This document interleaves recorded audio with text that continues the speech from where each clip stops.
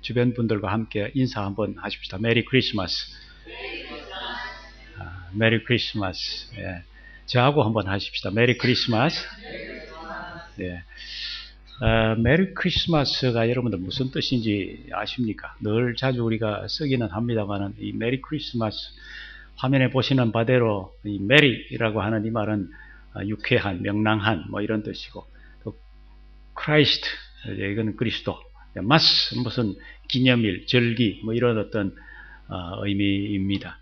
그러니까 전체적으로 하면은 사실 예수 그리스도의 탄생을 즐기며 또 기뻐하는 그런 어떤 절기다, 뭐 이렇게 우리가 해석을 할 수가 있습니다. 그러니까 크리스마스에는 참 우리의 구원주 되시는 예수 그리스도가 우리 가운데 오셨다고 하는 이것 때문에 우리가 기뻐하고 즐거워하고 할 수 있는 이런 절기가 크리스마스입니다. 그래서 우리가 함께 기뻐하고 즐거워합시다. 메리 크리스마스 이렇게 이제 인사를 합니다. 네, 그런 의미에서 2019년 크리스마스에는 여러분들의 삶에 이제 그리스도로 충만한 그런 크리스마스가 되기를 주의 이름으로 축원합니다. 오늘 예배는 1부 예배는 뭐 평소와 똑같이 이렇게 드리집니다만은 이제 2부 예배는 여러분들이 아시는 바대로 우리 자녀들의 찬양과 또 할렐루야 성가대의 칸타타 또 함께 이제 찬양을 듣는 그런 시간을 갖습니다. 그래서 1부 예배에 참석하신 여러분들 중에서도 마치고 식사하시고 좀 담소를 나누시다가 12시 한 40분경에 또 이렇게 오셔서 또 우리 자녀들의 또 재롱 찬양도 이제 들으시고 또 우리 임마누엘 할렐루야 청가대 또 칸타타 준비한 것도 함께 들으며 기뻐하고 감사하는 그런 시간이 되었으면 좋겠습니다. 오래 전에 한 50여 년 전에 이제 1971년 아폴로 11호가 달에 착륙을 했던 적이 있습니다. 그때 이제 사람이 달에 네 번째 이제 착륙을 했었는데 거기에 제임스 어원이라고 하는 사람이 이제 있습니다. 이 제임스 어원은 참 이 하나님을 향한 믿음이 참 좋은 사람으로 그렇게 알려져 있습니다. 그가 달에 갔다 와서 그가 이런 얘기를 했습니다. 그가 달에 착륙해서 2일 18시간 54분 53초를 달에서 있었는데 그때 마음속에 끊임없이 외웠던 말씀이 하나가 있었는데 그 말씀이 시편 19편이었다 하는 얘기입니다. 시편 19편에 보면 이런 표현이 있습니다. 하늘이 하나님의 영광을 선포하고 궁창이 그의 손으로 하신 일을 나타내는도다. 날은 날에게 말하고 밤은 밤에게 지식을 전하니 언어도 없고 말씀도 없으며 들리는 소리도 없으나 그의 소리가 온 땅에 통하고 그의 말씀이 세계 끝까지 이르도다. 이 말씀을 끊임없이 외우면서 하늘을 보고 또 멀리 보이는 지구를 보고 그 주변에 있는 수많은 별들을 그렇게 보았다고 합니다. 상상만 해도 참 이 제임스 어원의 마음속에 성령의 은혜가 충만한 그런 시간이 아니었을까 이제 그런 생각을 해봅니다. 그 우주 속에서 새롭게 창조자 되시는 하나님을 생각하는 아마 그 시간은 믿음이 있는 그에게 있어서는 어쩌면 황홀한 시간이지 않았을까 이런 상상을 해봅니다. 그가 임무를 마치고 돌아올 때였습니다. 창문에 내려다 보이는 이 조그마한 공 같은 이 별을 하나 보았습니다. 그게 바로 지구였습니다. 축구공만한 별이 눈앞에 이제 비치고 있었습니다. 그것을 보는 순간 이 어원의 마음속에 또 한 구절이 떠올랐는데 그것이 요한복음 3장 16절이었다고 합니다. 하나님이 세상을 이처럼 사랑하사 독생자를 주셨으니 이는 그를 믿는 자마다 멸망하지 않고 영생을 얻게 하려 하심이라. 정말 하나님 이 우주 속에 수만 개의 별들이 있는데 그 별들 중에서도 가장 작은 별 가운데 하나인 이 지구, 그 속에 온갖 더러운 죄를 가득 안고 와글거리며 살아가고 있는 이 인간들을 어떻게 그렇게 하나님께서 사랑하셨어?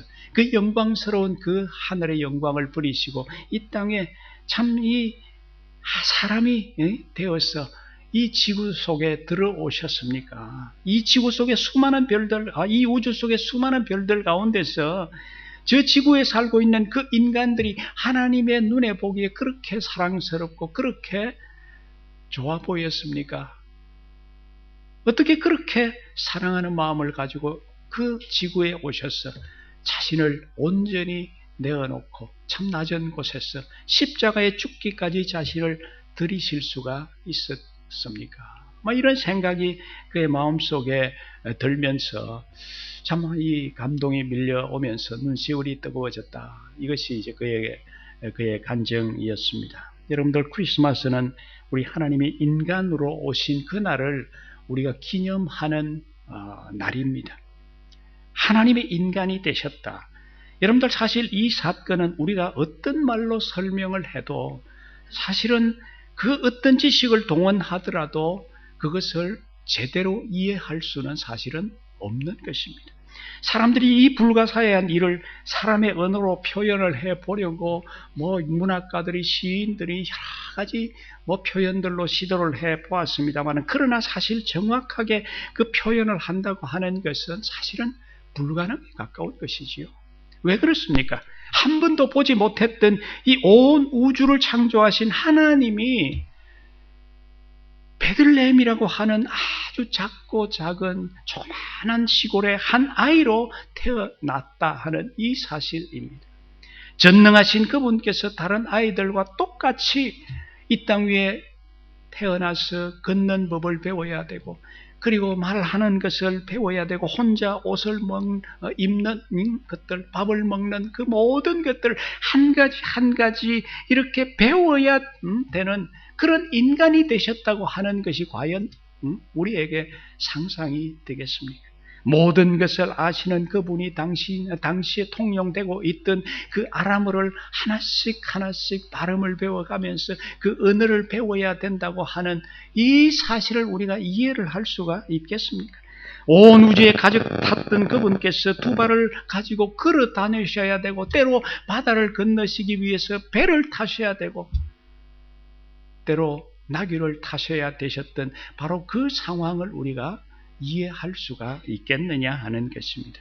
사실 너무도 이해할 수 없는 일이 일어난 것이죠. 왜 그렇게까지 하나님께서 하셔야 했을까요?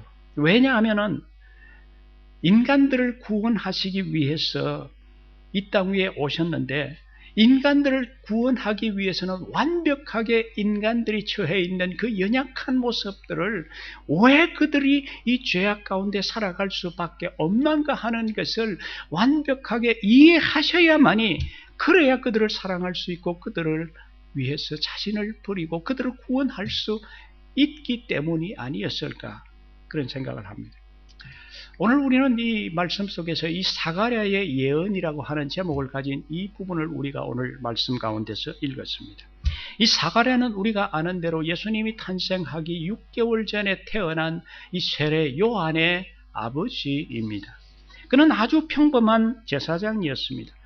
요즘 우리 시대에 사가랴와 같은 인물을 찾는다면 아마도 시골 어느 마을에 조그마한 교회에 사람들에게 알려지지 않은 그런 교회에서 목회하고 있는 목사님 정도, 그렇게 우리가 비유해 볼 수 있지 않을까 생각합니다. 그렇게 세상에서도 돋보이지 않는 지극히 평범한 목회자, 세상의 주목도 받지 않고 칭송도 받지 못했던 그런 어떤 인물이 바로 사가랴였을 것이다 생각을 해봅니다. 그런데 그가 한 아이를 갖게 됩니다. 나이가 많았는데 아이가 없어서 부부가 오랫동안 기도를 하고 있었습니다. 아마도 그냥 동네에서 아이도 하나 없느냐는 이런 소리를 자꾸만 들으니까 또 아이가 없는 것이 늘 마음에 허전함을 느끼고 아마 하나님 앞에 기도를 해왔던 것 같습니다. 아마 나이가 들어가면서 어쩌면은 그들의 기도가 사라졌는지도 모릅니다. 그런데 하나님께서 드디어 그 부부에게 한 아이를 주셨습니다. 그런데 그가 늙어서 아이를 갖고 나서 너무 기뻐서 지금 오늘 말씀 가운데 지금 예언을 하고 있는 내용을 우리가 읽었습니다. 그 예언의 내용들을 우리가 가만히 살펴보면은 사실 사가랴가 처해 있는 그런 어떤 형편이나 조건과는 너무도 어색한, 참으로 거창하고 참으로 희망찬란한 그런 어떤 예언들을 지금 하고 있는 것을 우리가 보게 됩니다. 68절을 우리가 살펴보면 이렇게 시작을 합니다. 찬송하리로다 주 이스라엘의 하나님이여 그 백성을 돌보사 속량하시며 우리를 위하여 구원의 뿔을 그 종 다윗의 집에 일으키셨으니 이것은 주께서 예로부터 거룩한 선지자의 입으로 말씀한 바와 같이 하면서 이제 이 예언의 내용이 쭉 이어지고 있습니다. 근데 그 예언의 내용들의 핵심을 우리가 쭉 읽어보면은 이렇습니다. 이제 곧 이스라엘 백성들이 그토록 기다리던 메시아가 태어날 것인데 자기가 낳은 이 아이 세례 요한이 그 메시아 앞에서 그 길을 예비하는 선지자가 될 것이라고 하는 이 사실을 지금 사가랴가 예언을 하고 있는 내용입니다. 사실 여러분들 이 예언을 읽으면은 이름도 없는 시골의 한 나이 많은 한 제사장이 아이를 갖게 되어졌던 한 예언으로 생각을 한다면은 사실 믿어지지 않을 만큼 너무도 거창하고 놀라운 그런 예언 내용이라는 것입니다. 자, 그럼 여러분들 먼저 사가랴의 예언 중에 나오는 이 다윗의 약속에 대한 얘기, 다윗의 얘기부터 한번 생각을 해 보십시다. 우리가 다윗 얘기를 다 아시겠습니다만은 다윗이 나라를 든든하게 세우고 주변의 적들을 다 물리치고 나서 자기가 왕궁에서 평안하게 이제 쉬고 있는 그런 때에 그의 마음속에 들어온 것이 나는 이렇게 화려하고 좋은 왕궁에 살아가고 있는데 그의 마음속에 하나님이 머무시는 곳이 바로 어디냐? 하나님이 머무시는 곳이 저 들판의 천막 가운데 지금 하나님이 머물고 계시는 것이 아니냐 하면서 마음이 편하지를 않았던 것입니다. 자기는 든든하게 세운 화려한 왕궁에서 편안히 있는데 하나님이 천막에 머물고 계신다고 생각하니 마음이 불편해서 하나님이 계신 성전을 자기가 지어드리고 싶은 그런 마음이 이 다윗의 마음속에 가득 생겨졌습니다. 그러나 하나님은 그런 다윗의 마음을 다 아셨지만은 다윗에게 이 성전을 건축하는 것을 허락하지 아니했던 것 우리가 다 압니다. 그 이유가 무엇이었습니까? 이 다윗은 그동안 나라를 세운다고 이 전쟁을 통해서 너무 많은 사람의 피를 흘렸기 때문에 거룩한 하나님의 성전을 짓기에는 적합하지 않다고 하는 이것이 그 이유였습니다.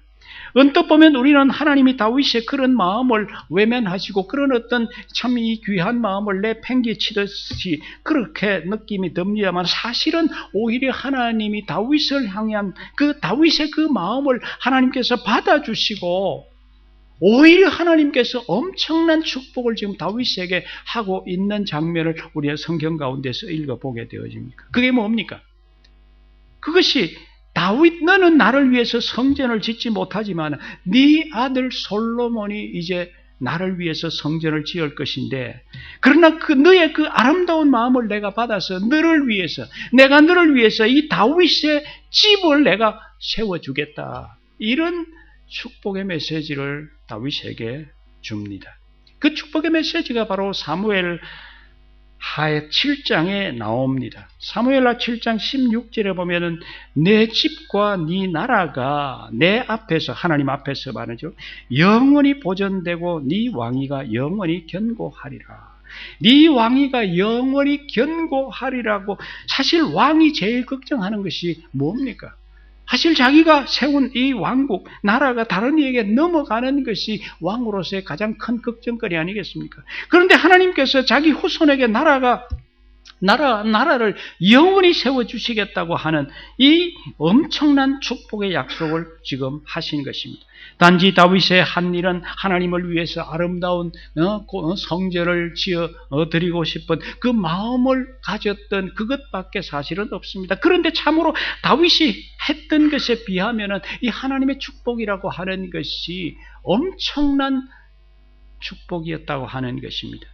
하나님의 생각은 우리의 생각과 다르고 우리의 상상을 넘어서는 그런 크고 높은 것이었다고 하는 사실입니다. 거기에서 끝나는 것이 아니었습니다. 사가랴의 예언에는 바로 다윗의 집에서 이 메시아가 올 것이라고 하는 이 지금 예언을 하고 있는 것을 봅니다. 하나님은 우리가 생각하는 그 수준을 훨씬 뛰어넘는 상상을 초월하는 그런 어떤 축복을 지금 이야기하고 있는 것입니다. 저는 이 다윗의 이 사건을 보면서 때로 우리는 다윗이 생각한 성전 건축 같은 이런 어떤 잔잔한 그런 바람과 소원, 아마 그런 어떤 계획을 기도하는 경우가 우리 가운데 있지요. 그러나 그 모든 마음의 소원과 바람이 사실 다윗처럼 다 우리 삶 가운데 이루어지지 않는 경우도 많이 있습니다. 이럴 때 우리가 기억해야 될 말씀은 이사야 55장 8절과 9절입니다. 거기에 보면 이런 말씀이 있습니다. 내 생각이 너희 생각과 다르며 하늘이 땅보다 높음같이 내 길은 너희 길보다 높으며 내 생각은 너희의 생각보다 높음이니라. 정말 우리는 하나님의 높고 깊으신 그 섭리를 믿을 수 있어야 된다는 것이죠. 오늘 말씀에 나오는 이 사가랴도 마찬가지입니다. 사가랴는 나이 많이 들도록 아이가 없어서 기도했습니다. 얼마나 오랫동안 기도했겠습니까? 어쩌면 주변 사람들에게 부끄럽지 않도록 그냥 평범한 한 아이 달라고 그렇게 마음의 생각을 하고 있었는지 모르겠습니다. 그런데 하나님의 생각은 달랐습니다. 하나님은 이 사가랴의 기도를 들으시고 그냥 평범한 한 아이를 그 가정에 주신 것이 아니라 장차 오실 이 메시아의 오실 그 길을 예비하는 엄청난 그 선지자의 사명을 감당하는 그런 아들을 주시겠다고 그렇게 하고 있는 것을 보게 됩니다. 예수님의 그 말씀대로 여자가 낳은 자 중에서 가장 큰 자 세례 요한을 하나님은 그들을 위해서 예비한 것입니다. 자, 그러면 여러분들, 하나님은 어떻게 해서 이런 엄청난 축복을 사가랴에게 허락했을까요? 단지 그가 한 아이를 위해서 기도했기 때문에 그랬을까요? 그랬을 수도 있습니다. 그러나 여러분들, 우리는 사가랴가 평소에 어떤 모습으로 살았는가 하는 것에 좀 관심을 가질 필요가 있다고 생각합니다. 사가랴가 어떻게 살았습니까? 누가복음 1장 6절에 보면 사가랴가 아내 엘리사벳과 어떻게 살았는지를 우리에게 보여주는 의미 있는 한 구절이 있습니다. 이 두 사람이 하나님 앞에 의인이니 주의 모든 계명과 규례대로 흠이 없이 행하더라. 그랬습니다. 이들의 삶의 모습이 이랬다는 것입니다. 이들이 정말 의로운 모습으로 하나님 앞에서 살아가고 늘 말씀과 규례대로 지키며 그렇게 살아가는 그런 삶이 이들에게 있었다고 하는 것입니다. 비록 사람들에게는 알려지지 않고 비록 사람들로부터는 인정받고 존경받는 그런 위치에 있지 않고 평범한 한 제사장이었지만은 그러나 그들의 삶이 깨끗하고 의롭고 하나님이 보시기에 정말 아름다운 그런 모습으로 살아가는 이 부부에게 메시아의 오실 길을 예비하는 여자가 낳은 자 중에서 가장 큰 자라고 일컬을 수 있는 그런 자를 그 부부에게 아들로 주셨다고 하는 이 사실을 우리는 기억할 필요가 있습니다. 메시아 예수 그리스도를 아들로 얻게 된 요셉과 마리아는 또 어떻습니까, 여러분들? 요셉을 가리켜서 마태복음 1장 19절에 보면은 요셉은 의로운 사람이라고 그렇게 소개하고 있습니다. 여러분들, 요셉이 당시에 나이가 몇 살이었습니까? 나이 많은 사람이 아니었습니다. 여러분들, 20대 전후에 아주 청년이었습니다. 그러니까 요셉이라고 하는 이 청년은 아주 젊을 때부터 청년 시절부터 하나님 앞에서 정말 깨끗하고 의롭고 정결한 그런 모습으로 살아가는 의인의 모습으로 의로운 사람으로 그렇게 살아갔다는 것을 우리는 볼 수 있는 것이옵니다. 또 마리아는 어떻습니까? 마리아를 향해서 천사가 그에게 나타나서 하나님의 은혜를 입은 자여라고 그렇게 하고 있는 것 보지 않습니까? 그리고 처녀가 아이를 낳게 될 것을 이 천사가 그에게 알려주자 이 마리아의 반응이 어땠습니까? 주의 여종 예언이 말씀대로 이루어지이다 그랬습니다. 주의 여종입니다. 주의 말씀대로 내가 그 아이를 임신함으로 통해서 내가 받을 엄청난 그 손해가 내 인생 가운데 있을지 모르겠지만은 그러나 주님의 뜻이라면은 그것이 내 삶 가운데 이루어져도 상관없습니다. 이런 어떤 자세를 가지고 있는 이 마리아 그리고 요셉, 이 부부가 그런 어떤 모습으로 살았던 이런 모습이 있었기 때문에 결국 그들의 인생 가운데 엄청난 하나님의 아들이 하나님 자신이신 메시아가 그 부부에게 주어진 그런 축복된 삶을 살지 않았을까 생각합니다. 여러분들 다윗은 어떻습니까? 다윗도 보면 왕이 되기 전에 아주 평범한 목동에 불과했습니다. 베들레헴이라고 하는 정말 조그마한 동네에서 형들과는 다르게 자기에게 주어진 목동으로서의 역할을 성실하게 하나님 앞에서 정직하게 행했습니다.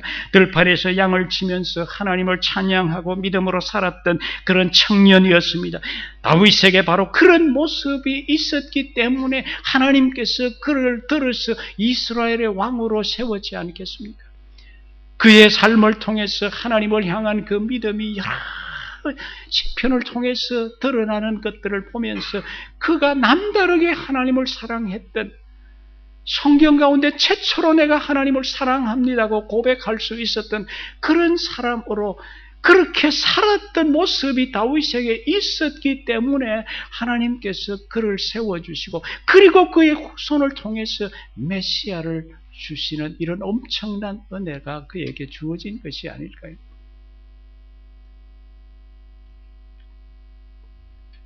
저는 이런 성경의 기록들을 보면서 오늘 내 한 사람이 하나님을 잘 믿고 정말 하나님 앞에서 의롭게 살아가는 것에는 우리가 상상도 할 수 없는 엄청난 하나님의 축복이 우리의 삶 가운데 예비될 수 있다고 하는 이 사실을 우리가 기억해야만 된다고 하는 것입니다. 우리는 내 한 몸 편하게 살아가면 뭐 되지, 뭐 내가 믿음으로 열심히 의롭게 산다고 그게 무슨 내게 무슨 덕이 있겠느냐, 그냥 대충 신앙생활 해가고 그렇게 천국 가면 되지, 이런 모습으로 우리가 신앙생활을 해갈 수 있습니다. 그런데 여러분들, 만약에 사가랴가 그런 생각으로 살았다면 과연 사가랴의 이 가정에 그런 엄청난 이 세례 요한 같은 메시아의 길을 예비하는 그런 선지자, 세례 요한 같은 그런 선지자가 태어나는 그런 하나님의 축복이 그 가정에 있었겠느냐 하는 것입니다. 만일 요셉과 마리아도 대충 젊음을 즐기면서 살아야지 하면서 아무렇게나 인생을 살아갔다면은 갑자기 그의 인생 가운데 메시아라고 하는 엄청난 하나님의 아들이 그들의 가정에 태어날 나는 이런 축복이 그들에게 주어졌겠느냐 하는 것입니다. 만약에 다윗이 다른 청년들처럼 대충 놀면서 지멋대로 인생을 살았는데 어느 날 갑자기 하나님께서 이스라엘의 왕으로 그를 세웠겠느냐 하는 것입니다. 저는 절대로 그런 일이 있을 것이라고 생각되지 않습니다. 마지막 결론의 말씀입니다. 여러분, 성경에 보면은 12년 동안 혈류증으로 앓았던 여인에 대한 이야기가 나옵니다. 누가복음 8장에 그 얘기가 나오는데 그 기록을 보면 당시에 예수님의 주변에 수많은 사람들이 모여들었습니다. 그 수많은 사람들 가운데서 여러분들 12년 된 혈류증 앓는 여인만 있었겠습니까? 아마도 그보다 더 오래된 20년, 30년 된 환자들도 예수님 주변에 모여들었지 않겠습니까? 그래서 그들도 예수님을 통해서 병을 한번 고쳐보고자 하는 수많은 사람들이 모여들었지 않겠습니까? 그런데 여러분들, 그 수많은 군중들 가운데서 유독 지금 12년 혈류증을 앓았던 이 여인이 치료를 받았던 것을 봅니다. 어떻게 그 여인이 치유가 될 수 있었습니까? 물론 직접적인 원인은 예수님의 옷자락을 만지는 것에서부터 시작이 되었습니다만 중요한 것은 그 여인의 마음속에 어떤 마음이 있었느냐 하는 것이 중요하죠.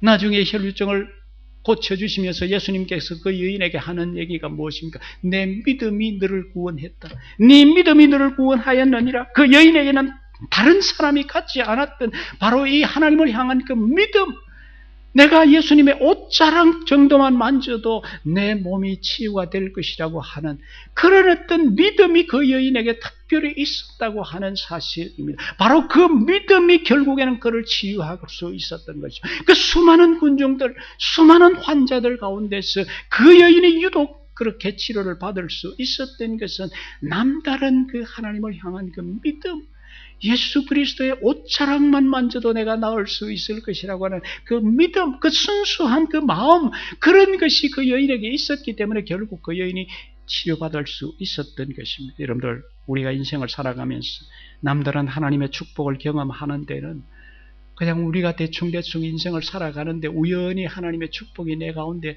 떨어졌다, 그런 것이 아닙니다.